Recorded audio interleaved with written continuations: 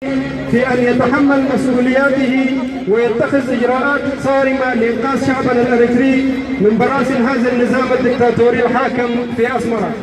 وفي المقابل ندعو الأمم المتحدة والمنظمة الدولية لحقوق الإنسان أن تقف وقفة جادة ترتقي إلى مستوى معاناة هذا الشعب المظلوم الذي يستهدف في حقوقه الأساسية وفي معتقداته الدينية والثقافية وحقه في العيش الكريم، وأن تقوم هذه المنابر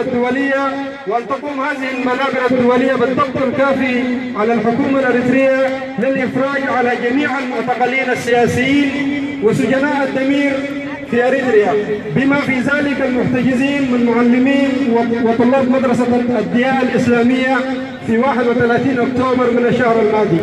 وفي الختام نطالب كافة أبناء أريتريا الأحرار من القوى السياسية ومنظمات المجتمع المدني بكافة مكوناته الاجتماعية والدينية والثقافية أن يقفوا صفا واحدا لحمل شعلة الثورة والانتفاضة الشعبية المباركة وتوظيفها توظيفا استراتيجيا لصالح الوطن والمواطن الأريتري، والجميع أن يكون على قلب رجل واحد لنصعد إلى غايتنا المنشودة وهي تحرير الوطن والمواطن الأريتري من قبضة النظام المستبد في أسمرة.